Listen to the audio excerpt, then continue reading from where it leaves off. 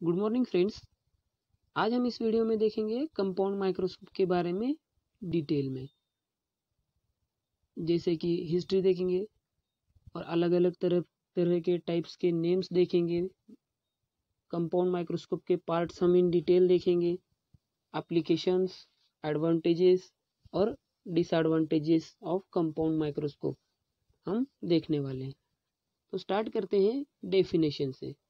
अब माइक्रोस्कोप मतलब ये सिर्फ माइक्रोस्कोप किसे कहा जाता है। अब इसकी डेफिनेशन क्या है? A microscope is an instrument used to see objects that are too small which can not seen by our naked eyes. मतलब माइक्रोस्कोप एक इंस्ट्रूमेंट है जिसका यूज ऐसे ऑब्जेक्ट्स को और माइक्रो ऑर्गेनिजम्स को ऑब्जर्व करने के लिए किया जाता है जो कि अपने आंखों से नहीं दिखाई देते। क्योंकि आपको पता है बैक्टीरिया है, वायरसेस है, तो इसे ऑब्जर्व किससे किया जाता है? माइक्रोस्कोप का यूज करके। अब हिस्ट्री देखो। In 1590 two Dutch spectacle makers, father and sons team, Hans and Zacharias Janssen create first microscope.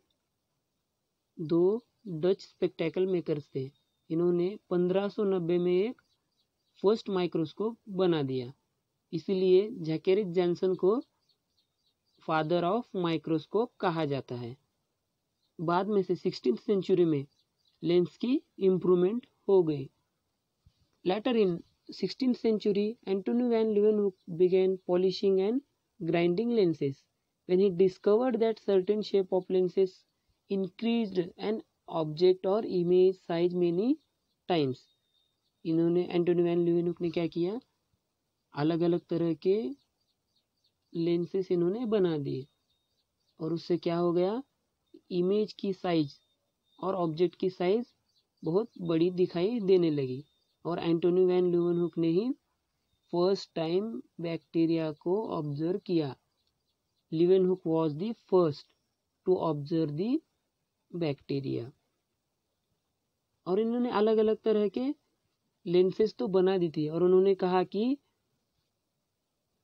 इस ऑब्जेक्ट से, इस लेंस से आप अलग अलग तरह के माइक्रोस्कोपिक एनिमल्स देख सकते हो, बैक्टीरिया देख सकते हो और इंट्रिकेट स्ट्रक्चर का डिटेल भी देख सकते हो कॉमन ऑब्जेक्ट का। ठीक है। और अब in 18th century as technology improved, microscopy become more popular among the scientist. अब 18th सेंचुरी में बहुत ही पॉपुलर हो गए माइक्रोस्कोपी। अब ये क्या है? अलग अलग टाइप से माइक्रोस्कोप के। कंपाउंड माइक्रोस्कोप है, फ्लोरोसेंस माइक्रोस्कोप है, इलेक्ट्रॉन माइक्रोस्कोप है, स्टेरियो माइक्रोस्कोप है, डिजिटल माइक्रोस्कोप है, यूएसबी कंप्यूटर माइक्रोस्कोप है, पॉकेट माइक्रोस्कोप है और इसमें और भी हो सकते हैं। इलेक्ट्रॉन माइक्रोस्कोप के टीईएम और एसईएम मैंने क्या दिखा है? ये दो टाइप्स है, ट्रांसमिशन इलेक्ट्रॉन माइक्रोस्कोप और स्कैनिंग इलेक्ट्रॉन माइक्रोस्कोप। अब कंपाउंड माइक्रोस्कोप के बारे में हम डीपली देखेंगे। A compound microscope is an upright microscope that use two set of lenses to obtain higher magnification than stereo microscope. Compound microscope में दो set होता है लेंसेस का, जो कि बॉडी ट्यूब में प्रेजेंट होते हैं। आप आगे पार्ट्स की स्टडी करते समय आपको पता ही चल जाएगा। ऑब्जेक्टिव लेंस और आईपीस लेंस कहा जाता है। ये अपराइट पोजीशन में होता है, जैसे कि आप अगली इमेज में आप देखोगे, जैसे कि ये अपराइट पोजीशन में है। कंपाउंड माइक्रोस्कोप क्या देता है आपको? 2D इमेज ही देता है और stereo microscope 3D image provide करता है। कंपाउंड माइक्रोस्कोप को और बायोलॉजिकल माइक्रोस्कोप भी कहा जाता है, हाई पावर माइक्रोस्कोप भी कहा जाता है।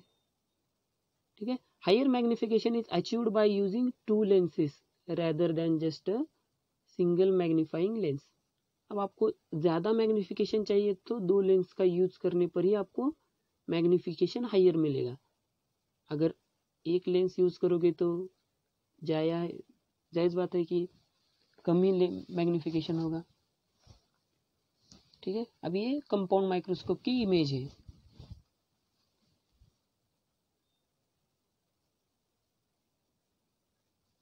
इसमें क्या पार्ट्स है कंपाउंड माइक्रोस्कोप के, हेड है, बेस है, arm, eyepiece, objective lens, revolving nose piece, coarse and fine adjustment knob, stage clip, aperture, illuminator, condenser, iris diaphragm, condenser focus knob. अब हम इस पार्ट को डिटेलली देखेंगे। फर्स्ट क्या है, हेड है। अब हेड क्या होता है, head is houses of opticals part upper in the microscope. Upper part है जो कि माइक्रोस्कोप का ऊपर का जो हिस्सा होता है, जिसे कि बॉडी ट्यूब भी कहा जाता है, जहां पर कि आईपीस और ऑब्जेक्टिव लेंसेस प्रेजेंट होते हैं कनेक्टेड, इसे हेड पार्ट को कनेक्टेड होते हैं। ठीक है। अब ये इसके बाद बेस क्या होता है, base of microscope supports the microscope. Base मतलब जो कि माइक्रोस्कोप की पूरा स्ट्रक्चर जिस पर टिका हुआ होता है उसे बेस कहते हैं। आपने इमेज में देखा ही है। अब आर्म क्या है, arm connects to base and head of the microscope. Arm का यूज मतलब ये दोनों को कनेक्ट करने का काम करता है, बॉडी ट्यूब को और बेस को। ठीक है। और आर्म के यूज से आप एक जगह से दूसरी जगह पर कैरी कर सकते हो। कि मान लो आप प्रैक्टिकल कर रहे हो एक लैब में, आपको माइक्रोस्कोप दूसरी लैब में लेकर जाना है, तो आर्म की जगह पर आप पकड़कर इसको कैरी कर सकते हो। नीचे भी हाथ रखना जरूरी होता है बेस पर। अभी आईपीस को ऑकुलर लेंसेज भी कहा जाता है। अब आईपीस क्या है, ocular is what you look through at the top of microscope. आप जहां से ऑब्जेक्ट को ऑब्जर्व करते हो वहां पर जो लेंस होती है उस लेंस को आईपीस लेंसेज कहा जाता है, क्या आईपीस लेंस कहा जाता है, सॉरी आईपीस। ओके। ये typically standard eyepiece have a magnifying power of 10x। Mostly compound microscope में 10x की ही आईपीस होती है। अब अपने हिसाब से अलग अलग तरह की यूज कर सकते हो, लेकिन स्टैंडर्ड मैग्नीफाइंग लेंस कौन सी है, 10x वाली है। इसमें अलग अलग तरह के लेंसेस है मार्केट में अवेलेबल है, जो कि 5x से लेकर 30x तक प्रेजेंट है। यहाँ को मैंने आपको दिखा दिए अलग अलग शेप्स यहाँ पे दिखाई दे रहे। ये आईपीस हो गया। अब ऑब्जेक्टिव लेंस कहाँ पे होते हैं, objective lens are primary opticals lenses on microscope। ये स्पेसिमन के करीब होते हैं, जो कि रिवॉल्विंग नोजपीस में फिट होते हैं। दिखाई दे रहे, 4x से लेकर 100x तक अवेलेबल है। मोस्टली नोजपीस में 3 टाइप्स के आपको ऑब्जेक्टिव लेंसेज दिखाई देंगे। किस माइक्रोस्कोप में 4 भी हो सकते हैं और 5 भी हो सकते हैं। 100x वाली लेंस को ऑयल इमर्शन लेंस कहा जाता है। ठीक है। अब रिवॉल्विंग नोज पीस क्या है, इमेज में देखो रेड कलर में मार्क करके बता दिया है, जो कि घूमता है। अब ये रिवॉल्विंग नोज पीस क्या है, हाउसेस ऑफ ऑब्जेक्टिव, जहां पर कि ऑब्जेक्टिव फिट किए जा सकते हैं। यहाँ पर तो 3 ही दिखाई दे रहे हैं आपको इमेज में। आपके माइक्रोस्कोप के हिसाब से 4 भी हो सकते हैं और 5 भी हो सकते हैं। अभी रिवॉल्विंग नोज पीस का यूज किस लिए किया जाता है, मान लो कि आप ऑलरेडी 10x का वहाँ पर सेट है, आपको 100x में ऑब्जर्व करना है, तो आप रिवॉल्विंग नोज पीस को घुमाकर 100x वाली इमर्शन ऑयल लेंस आप वहाँ पर सेट कर सकते हो। ठीक है। इसलिए रिवॉल्विंग नोज पीस का यूज होता है। अब course and fine adjustment knob, coarse and fine adjustment knob are used to focus on the objects in microscope। अब जो भी आपका स्पेसिमेन उसको ऑब्जर्व करते समय आपको फोकस करने के लिए कोर्स और फाइन एडजस्टमेंट नॉब का यूज करना होता है, जिससे कि ऑब्जेक्ट को फोकस किया जा सकता है। उसके बाद है स्टेज और स्टेज क्लिप। स्टेज कहाँ पर है आपको दिखाई दे रहा है, ये स्टेज है। स्टेज क्लिप क्या करती है, स्टेज क्लिप आपके स्लाइड को होल्ड कर कर रखने का काम करती है।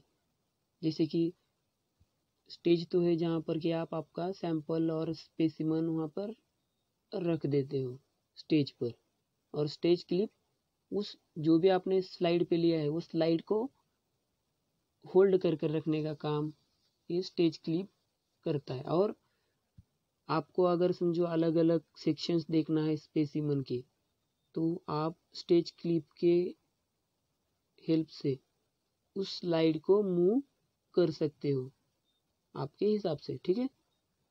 अब अपर्चर क्या है, aperture is a hole in the stage through which the base light reach the stage.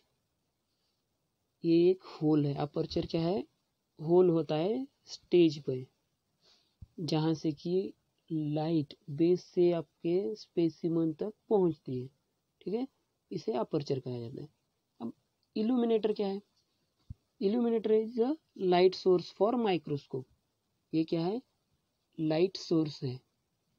Light source में आपका मिरर भी हो सकता है, ओल्ड वाला माइक्रोस्कोप है तो, ठीक है। Most light microscope use low voltage और halogen bulbs with continuous variable lightning control located in the base. अब ये लो वोल्टेज बल्ब या हेलोजन बल्ब का यूज किया जाता है, जो कि आप उसकी लाइट कम या ज़्यादा आपके हिसाब से कर सकते हो कंट्रोलिंग नॉब से, ठीक है। अभी कंडेंसर देखो नेक्स्ट। कंडेंसर क्या है, condenser is use to collect and focus the light from the illuminator on the specimen. इसका क्या काम क्या है कंडेंसर का, कंडेंसर नाम में ये कंडेंस करना मतलब लाइट को कलेक्ट करना और फोकस करना, ये काम किसका है, कंडेंसर का। और कंडेंसर किसके साथ कनेक्टेड होता है, आइरिस डायफ्राग्राम के साथ। आप इरिस भी कह सकते हो और आइरिस डायफ्रागम भी कह सकते हो, ठीक है। आप आपके हिसाब से अल्टर कीजिए। अब ये आइरिस डायफ्रागम क्या है, iris diaphragm controls the amount of light reaching the specimen. ये आइरिस डायफ्रागम क्या करता है, लाइट को कंट्रोल करने का, लाइट की जो भी अमाउंट आती है ना कंडेंसर से उसको कंट्रोल करने का काम आइरिस डायफ्रागम करता है। It is located above the condenser and below the stage. दिखाई दे रहा है आपको इमेज में, कंडेंसर के ऊपर साइड में है और स्टेज के नीचे है, ठीक है। कंडेंसर फोकस नॉब, अभी नाम में है कंडेंसर फोकस नॉब, अपने हिसाब से कंडेंसर को फोकस कर दे। Condenser focus knob moves the condenser up और down to control the lightning focus on the specimen.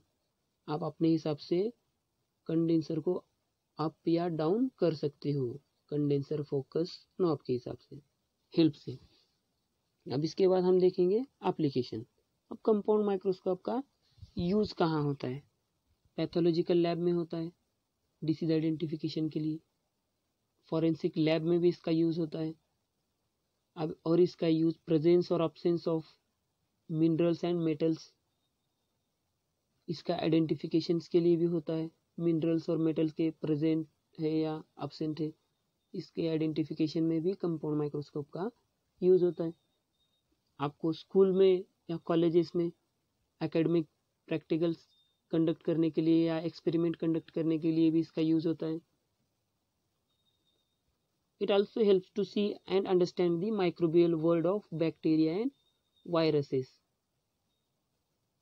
इसका और भी यूज माइक्रोबियल वर्ल्ड बैक्टीरिया का और वायरसेस का स्टडी करने के लिए भी और देखने के लिए इसका यूज होता है। इसके एडवांटेजेस क्या है, इसका यूज़ हम क्यों करें। जैसे कि अभी ये क्या है, रिलेटिवली इजी टू यूज़ है। जैसे कि आप समझो इलेक्ट्रॉन माइक्रोस्कोप हैंडल करना चाहते हो तो आप इलेक्ट्रॉन माइक्रोस्कोप विदाउट ट्रेनिंग आप इजीली हैंडल नहीं कर पाओगे, जो कि ये इजीली यूज़ है। ये स्मॉल भी है और लाइट वेटेड है, छोटा ही है और वजन से कम भी है, तो इसको कैरी करने के लिए भी आपको प्रॉब्लम नहीं हो जाएगा।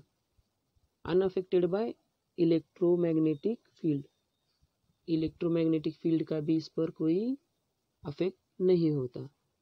Do not require radiation to operate, इसका यूज़ करने के लिए रेडिएशन की ज़रूरत नहीं है, आप इसे लाइट से यूज़ करते। It require very little training, इसको ज़्यादा ट्रेनिंग लेने की ज़रूरत नहीं है यूज़ करने के लिए। Light microscope allow to you observe the living microorganisms, जैसे कि बैक्टीरिया है और वायरसेस भी है, आप इसे आसानी से ऑब्जर्व कर सकते हो, लेकिन उतना क्लियरली नहीं। जैसे कि आपको इन डिटेल अगर स्टडी करना है इंटरनल स्ट्रक्चर तो आप इससे थोड़ा कॉम्प्लिकेटेड हो जाएगा। अब 7th देखो, this microscope come with 2 common options to use, जैसे कि लाइट भी आप यूज कर सकते हो या मिरर भी आप यूज कर सकते हो कंपाउंड माइक्रोस्कोप में, इसका ये एक एडवांटेज है।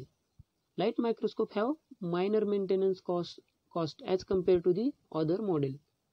समझो कुछ खराबी अगर आ गई माइक्रोस्कोप में तो इसे रिपेयर करने के लिए ज़्यादा खर्च नहीं है as compare to other microscope.